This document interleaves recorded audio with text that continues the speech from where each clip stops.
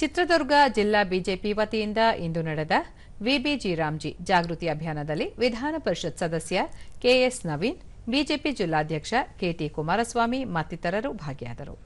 ದೂರದರ್ಶನದೊಂದಿಗೆ ಮಾಜಿ ಶಾಸಕ ಜಿಎಚ್ ತಿಪ್ಪಾರೆಡ್ಡಿ, ಗ್ರಾಮೀಣ ಪ್ರದೇಶದ ಜನರಿಗೆ ಅನುಕೂಲ ಕಲ್ಪಿಸುವ ಉದ್ದೇಶದಿಂದ ಕೇಂದ್ರ ಸರ್ಕಾರ ಉದ್ಯೋಗ ಖಾತರಿ ಯೋಜನೆಗೆ ಹೊಸ ರೂಪ ನೀಡಿದೆ. ಆದರೆ ಈ ಬಗ್ಗೆ ಕಾಂಗ್ರೆಸ್ ಸೇರಿದಂತೆ ಪ್ರತಿಪಕ್ಷಗಳು ರಾಜಕೀಯ ಪ್ರೇರಿತ ವಿರೋಧ ಮಾಡುತ್ತಿದೆ. ಈ ಕುರಿತು ಜನಜಾಗೃತಿ ಮೂಡಿಸಲು ಹಾಗೂ ಗ್ರಾಮೀಣ ಜನರಿಗೆ ಯೋಜನೆಯ ಮಾಹಿತಿ ಒದಗಿಸಲು ಅಭಿಯಾನ ನಡೆಸಲಾಗುತ್ತಿದೆ ಎಂದರು.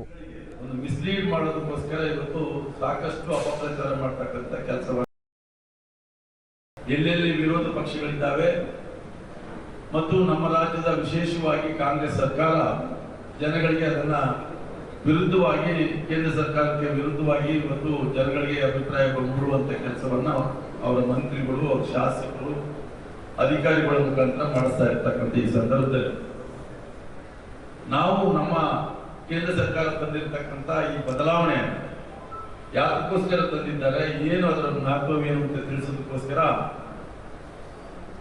ಇವತ್ತು ನಾವೆಲ್ಲ ಸೇರಿರ್ತಕ್ಕಂಥದ್ದು.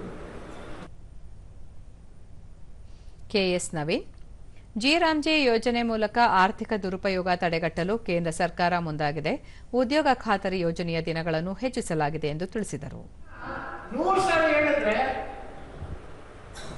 ಆ ಸುಳ್ಳು ಕೂಡ ನಿಜ ಅಂತ ಜನ ಭಾವಿಸ್ಕೊಂಡ್ಬಿಡ್ತಾರೆ. ಇದು ಕಾಂಗ್ರೆಸ್ನವರು ಬಹಳ ವರ್ಷಗಳಿಂದ ಮಾಡ್ತಾ ಬಂದಿರುವಂತ ಒಂದು ಕೆಲಸ. ನೆಹರು ಅವರು ಪ್ರಧಾನಮಂತ್ರಿ ಆದಂತ ಸಂದರ್ಭದಿಂದ ಹಿಡಿದು ಇವತ್ತಿನ ರಾಹುಲ್ ಗಾಂಧಿವರೆಗೂ ಅವ್ರು ಮಾಡ್ತಾ ಇರೋಂಥದ್ದು ಏನು ಅಂತಂದ್ರೆ ಸುಳ್ಳನ್ನ ಆರಾಧನೆ ಮಾಡುವಂಥದ್ದು, ಸುಳ್ಳನ್ನ ಜನರ ಮುಂದೆ ಹೇಳುವಂಥದ್ದು.